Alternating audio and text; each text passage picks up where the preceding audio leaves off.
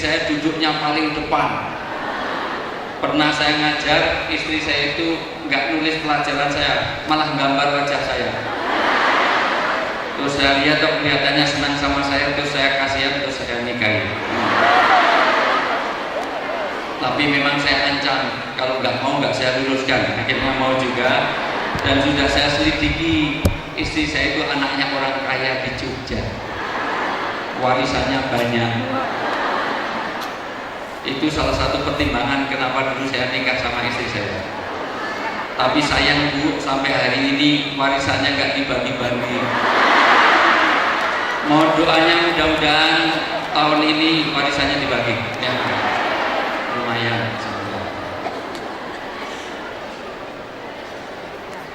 Istri saya itu baik Bu.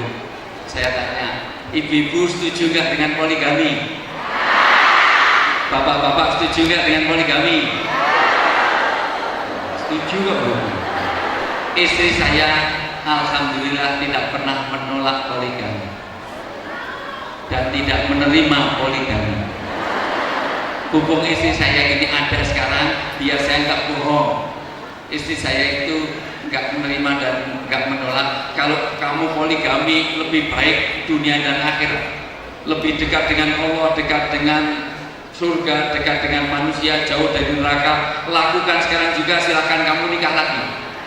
Tapi kalau nikah lagi malah jauh dari Allah, jauh dari surga, jauh dari manusia, dekat dengan neraka, risiko tanggung sendiri. Malah saya sekarang takut untuk nikah lagi. Padahal istri saya nawari saya untuk nikah lagi. Tapi yang ditawarkan saya namanya nenek-nenek, namanya Mbah Damiri. Umurnya 78 tahun saya suruh nikahin. Jalan, mohon maaf Bapak Ibu, saya dahulukan yang sepuh Bunda Eva, karena sepuh ini asapnya lebih ampuh. Dan yang sepuh harus saya dahulukan karena kemungkinan besar juga akan mendahului saya. Walaupun belum tentu, betul nggak Bu? Bisa saja yang sepuh duluan, saya belakangan, bisa nggak? Bisa juga saya belakangan, yang tua duluan, mungkin nggak? Silakan Bu, mati itu di tangan Allah, betul nggak Bu? Saya punya pengalaman yang luar biasa Bu. Sering sekali Bu, saya mau naik pesawat, duduk di sebelah saya orang tua, duduk di sebelah saya, enak-enak telepon belum selesai, mati. Halo, langsung mati. Iya infonya, pulsanya habis. Di depan pesantren saya sering setiap sore ada orang mancing sambil ngerokok. Enak-enak mancing sambil ngerokok, rokoknya jatuh, mati. Iya. Ada orang olahraga bablas mati, ada enggak? Ada orang yang tengah-tengah makan langsung mati, ada enggak? Ada orang tidur bablas mati, ada enggak? Ada orang habis dengarkan ceramah mati, ada enggak? Banyak. Kalau yang ceramah mati jarang. Yang banyak yang habis dengarkan ceramah, betul? Mati itu di tangan Allah, betul Bu? Ibu, Bapak yang saya muliakan, yang kedua yang paling saya hormati, Ibu Eva, mudah-mudahan Allah berikan kesehatan, berikan manfaat hidupnya, barokah dunia sampai akhirat. Pesan saya satu untuk Bunda Eva ini, jangan pernah dikubur sebelum mati. Ya Bu ya, orang sebaik beliau itu. Yang saya hormati Ustadz Solmed dan juga seluruh para asatidz, ustadz-ustadz saya yang di belakang, ibu-ibu yang di bawah yang sekarang tidak bisa menyaksikan langsung ke saya, mudah-mudahan Allah angkat derajatnya di surga. Ibu-ibu yang di atas, mudah-mudahan diberi keturunan yang baik, anak-anak yang soleh-solehah semuanya. Ibu-ibu yang di tengah sini, mohon maaf, mudah-mudahan yang sekarang sakit Allah berikan kesembuhan. Yang sekarang masih punya masalah dalam hidup, mudah-mudahan pulang dari sini Allah berikan penyelesaian yang terbaik. Yang belum punya keturunan, mudah-mudahan pulang dari sini hamil. Nenek-nenek ikut amin, itu nenek mau hamil loh. Ibu-ibu yang masih jomblo-jomblo, mudah-mudahan Allah berikan jodoh yang terbaik, yang kaya raya, yang soleh-soleh, yang warisannya banyak, yang hidupnya tinggal sebentar, kawin meneh. Yang masih terbelit hutang piutang belum lunas, mudah-mudahan pulang dari sini Allah menjadikan lupa orang yang menghutanginya. Ini kenceng utangnya, amin amin amin, kekok banget. Ibu-ibu saya yang saya hormati, halo Bu, halo. Coba saya kontes lagi karena sudah lama sekali saya nggak ngetes ibu-ibu masih perhatian apa enggak. Ibu-ibu bisa lihat saya? Semuanya jawab, semuanya jawab. Ibu-ibu bisa lihat saya?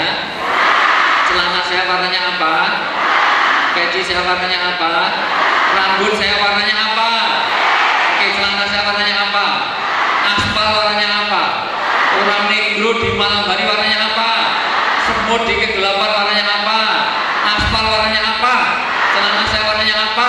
Jadi kelelawar tidurnya waktu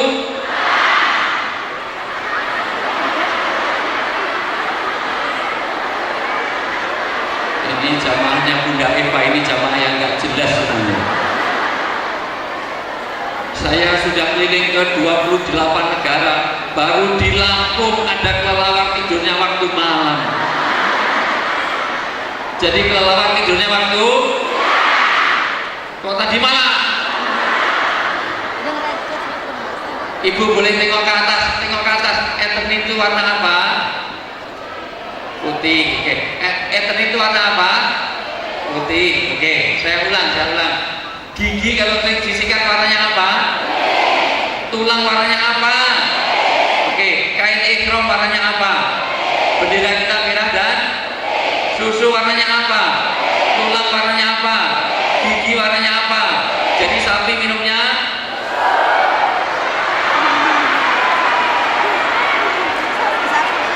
ini kelihatan kalau ini orang-orang lupa ingatan semuanya. Ibu kalau jadi peternak bangkrut, ternak sapi kok dikasih minum susu. Jadi sapi minumnya, inilah pentingnya zikir. Ingat. Hari ini saya akan bahas tentang zikir, tentang fikir, tentang amal soleh. 3 itu. Masing-masing 1 jam, jadi saya ceramah 3 jam. Siap ya? Silahkan ibu 3 jam di sini, saya 1 jam pulang. Ya. Halo. Alhamdulillah, pelan-pelan. Ibu kok tertawanya benar-benar tuh suka nyusuin juga kan? Ya Allah. Ala bidzikrillahi tatmainnul qulub. Sungguh orang-orang yang berzikir, 1, hidupnya akan tenang. Orang yang berzikir hidupnya akan tenang. Kenapa kok orang berzikir selalu tenang? Mari sebelum dimulai semuanya diawali dengan zikir. Subhanallah walhamdulillah wala ilaha illallah wallahu akbar. 5 kali saja supaya ruangan ini di luar, di tengah, di dalam, di bawah semuanya diberkahi oleh Allah. Mari 5 kali. Subhanallah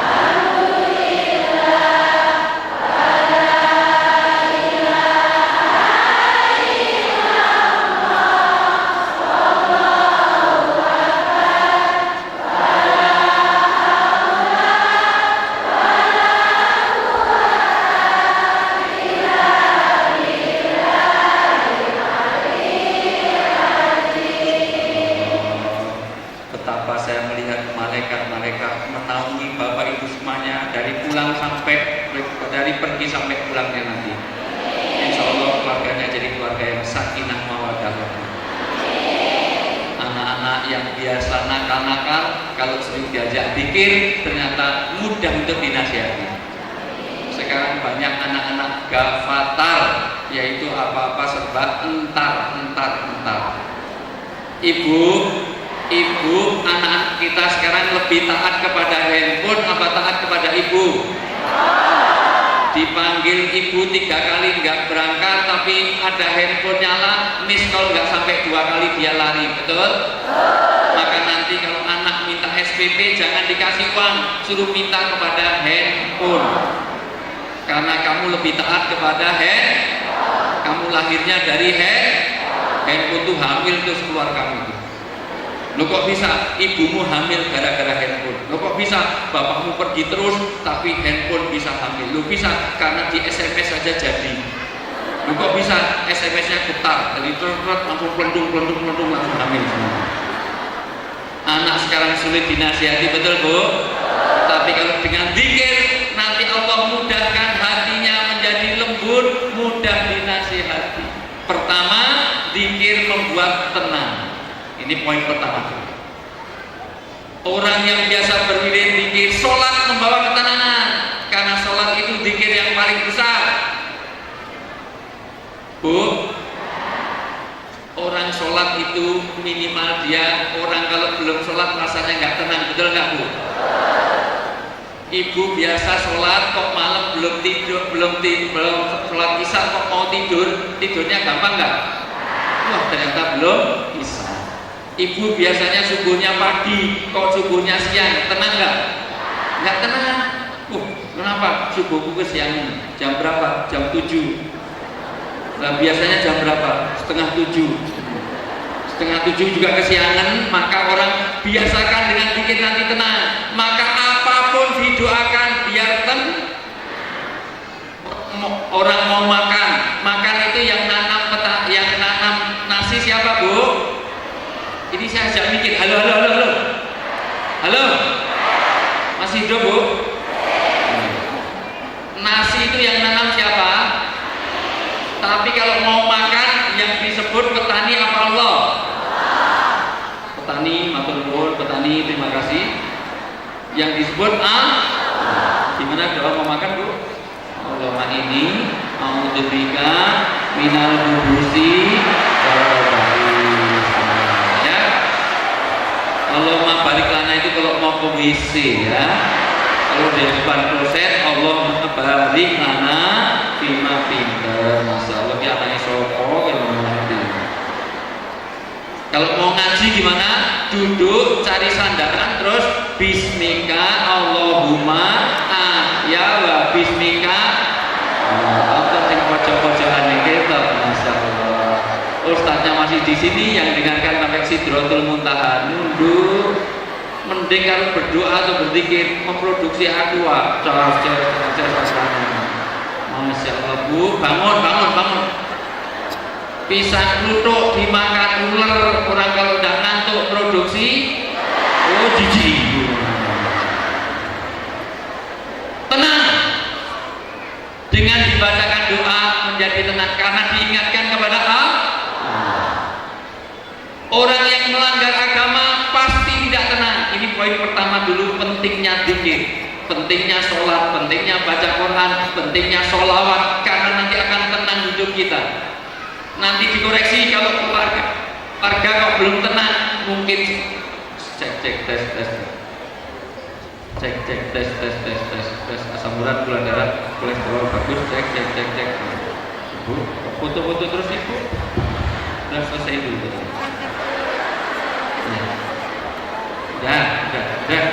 Udah cek tesnya sudah turunkan dulu.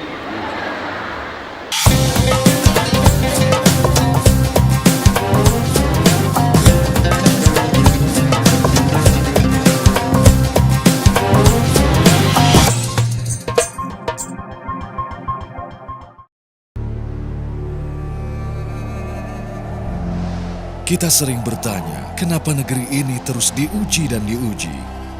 Haruskah perjalanan demokrasi di negeri ini begitu rumit dan menanggung beban yang terus menumpuk hingga remahan-remahan peristiwa yang tak penting terus mengotori bumi pertiwi? Padahal jawabnya jelas di depan mata. Siapa yang bisa berdamai dengan hatinya, dia pun bisa berdamai dengan Indonesia.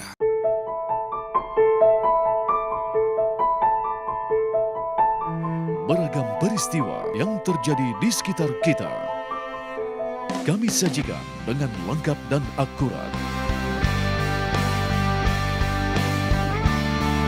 Cerdas dan mencerahkan. Saksikan Apa Kabar Indonesia Malam. TV One memang beda. Inilah ruang di mana kami menyajikan berbagai fenomena dan peristiwa aktual. Harga daging sapi di Medan, Sumatera Utara melonjak tajam. Pengadilan Tindak Pidana Korupsi kembali menggelar sidang kasus suap Hakim PT UN Medan dengan terdakwa Ose Kaligis. Kecelakaan akibat sopir Metro Mini kebut-kebutan serta ugal-ugalan hampir tiap hari terjadi. Kaca depan Metro Mini 69 Juli. Mari gali informasi untuk sebuah visi. Ruang Kita, Senin sampai Jumat pukul 1:30 siang di TV One memang beda.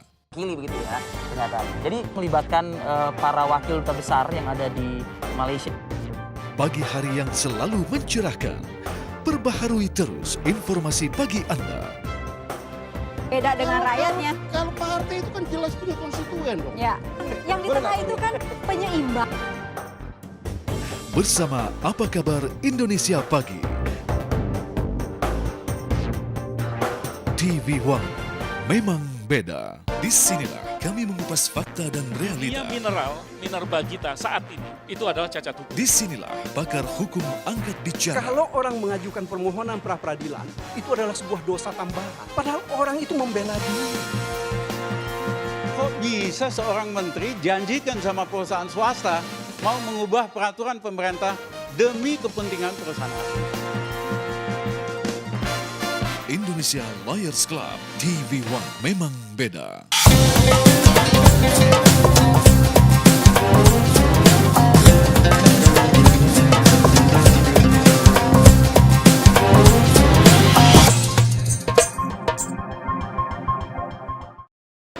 Halo? Orang yang tidak pernah ingat pada Allah pasti tidak tenang, karena setiap orang yang berbuat maksiat dia lupa kepada Allah. Bu, copet itu tenang apa susah, Bu? Orang kalau korupsi tenang apa susah? Orang kalau orang berbuat jahat itu tenang apa susah? Jangankan manusia, buktikan omongan saya, Bu. Buktikan omongan saya. Saya ini orang psikologi, jadi tahu psikologi, Bu. Tahu kan, Bu? Psikologi yang sering saya sampaikan sini, kalau cari menantu jangan cari wanita yang berkacamata. Karena wanita yang berkacamata cenderung tidak setia. Kenapa kok wanita kalau berkacamata nggak setia? Karena kalau wanita sudah nikah pakai kacamata, kalau bangun tidur dia tidak mencari suaminya, tapi mencari mana kacamata saya. Betul nggak? Bahkan saya bisa menebak sifat dan karakter seseorang dari tulisan tangan, dari pupil mata, dari garis tangan kelihatan orang itu sifatnya seperti apa. Ada yang mau saya tebak? Boleh? Silakan, satu dinaikkan tangannya aja. Oke. Saya lihat satu aja. Oke. Megar. Ibu turunkan saya biar nggak terkacau. Satu aja ya. Satu ya. Megar agak tinggi. Megar. Oke. Merapat. Oke. Megar satu. Nah, oke. Merapat lagi. Kumpulkan darah dengan dikemas sekencang-kencangnya. Lepas. Sekali lagi. Lepas. Udah, alhamdulillah. Ibu siapa namanya, Bu? Siapa? Asnawati. Ibu Asnawati ini ibu yang sangat solihah. Berbahagialah suami yang mendapatkan Ibu Asnawati. Karena saya orang psikologi, saya tahu orang ini orang yang sangat baik karena penurut. Dia suruh begini mau, suruh gini mau, suruh gini mau, suruh gini mau. Berarti dia orang baik. Coba sebelahnya, sebelahnya nggak mau, dia tidak baik karena nggak nurut. Tak kerjain ini. Halo, jangankan manusia, kucing saja kalau dia melanggar dia tidak tenang. Maka mudah untuk berbuat baik, maka dia akan jadi tenang. Orang yang nggak pernah wirid zikir dengan Allah pasti tidak tenang. Kucing kalau mencuri dia tidak tenang, betul? Kucing kalau nyuri makanan dari meja, dia makannya dengan jelalatan, betul? Tapi kalau dikasih majikannya di piring yang biasa dia makannya tenang, khusyuk luar biasa. Lebih khusyuk daripada ibu-ibu sholat pas tanggal tuh. Sholat tanggal tua kadang-kadang, pulsa tinggal berapa ingat, beras tinggal berapa ingat, betul? Kadang-kadang kunci hilang aja ketemunya kalau pas, Allah Akbar, kunci dari mana, Allah Akbar, tadi pengajian sama Allah, terus nonton TV, Allah Akbar. Jadi selama sholat mencari kronologi hilangnya kunci. Ibu masih ingat, 2 hal tidak boleh ditinggal sholat. 1, la sholata fi hadrati to'am, tidak boleh sholat dengan menahan makan. Kalau ada makanan jangan ditinggal sholat. Makanan 2, yang penting sholat bismillahirrahmanirrahim. Waduh, makan kucing. Akhirnya cari sholatnya Allahus. Kedua malah datang lagi temannya pakai anas binas malikinas, atau menahan 2 lubang, kentut, kencing, berak nggak boleh ditahan. Ibu kalau habis wudhu terasa kentut sekalian, betul? Jangan ditahan. Bismillah. Aduh, tak solmet, imamnya kelamaan, kurang ajar. Kulhu aja, enak. Apalagi sudah sampai atahiyat. Sayang banget kan Bu, sudah sampai atahiyat akhir kok kerasa ngentut. Ditahan. Dijepit-jepit sampai ini. Assalamualaikum warahmatullahi wabarakatuh. Padahal kalau dijepit itu, kalau daya jepitnya kalah, keluarnya malah panjang. Sampai melintir sampai ke sana. Kucing saja kalau melanggar tindakan.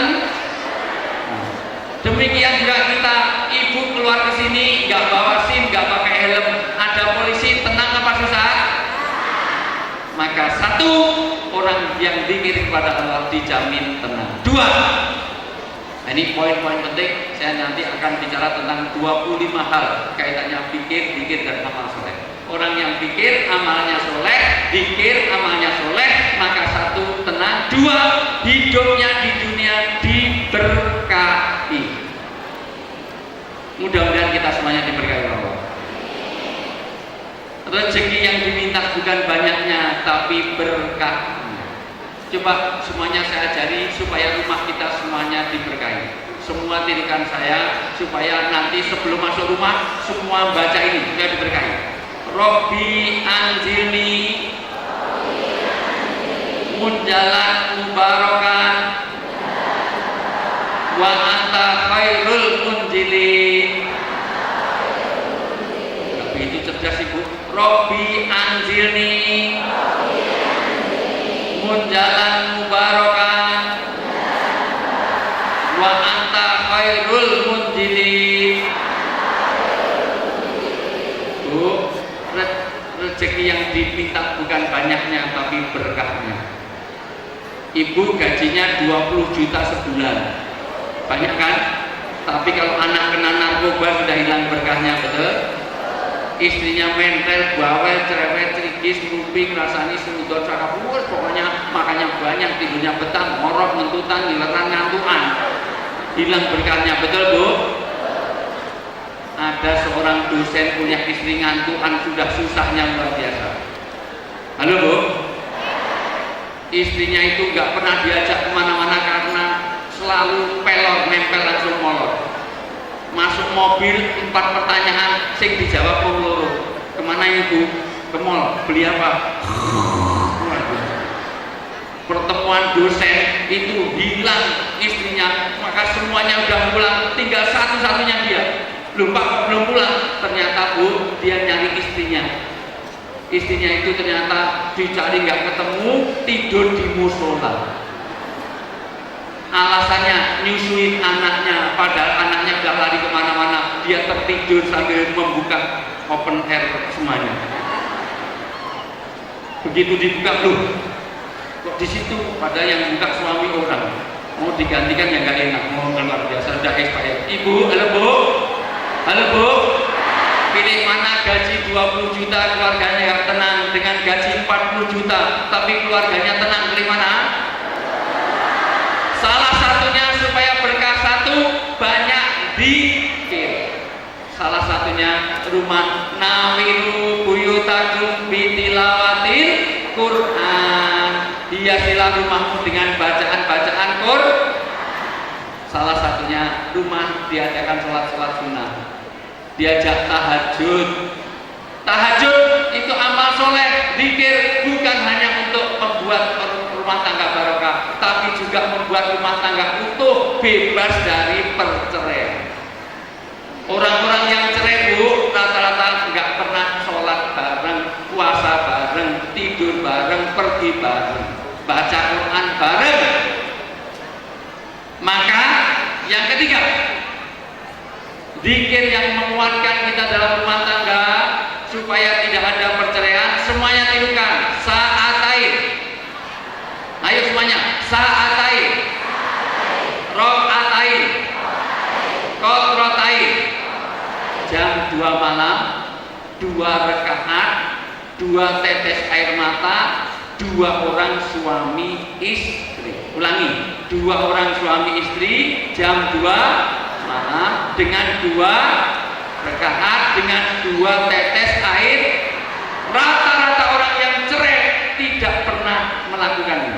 Maka mulai hari ini pesan saya kepada jamaah Rahmat Hidayat ini, satu, setiap hari, syukur setiap hari, diajak kebersamaan suami istri.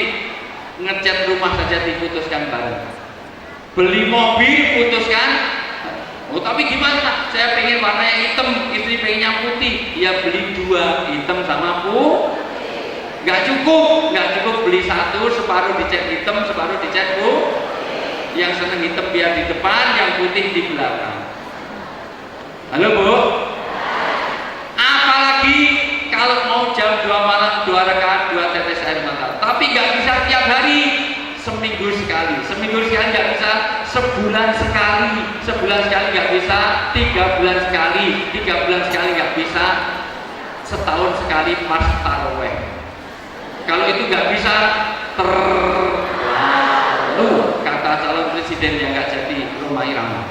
Padahal saya mendukung penuh, tapi nggak jadi karena SBY menolak, karena mau ngambil istrinya. Amin.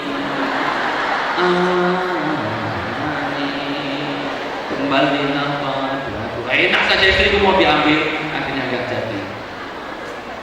Halo. Tapi gimana?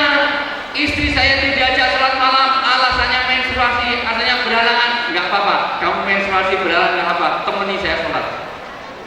Menstruasi temani sholat, aku sholat, kamu pindah, tidurnya di depannya. Jadi suami sholat, istri tidur di depannya.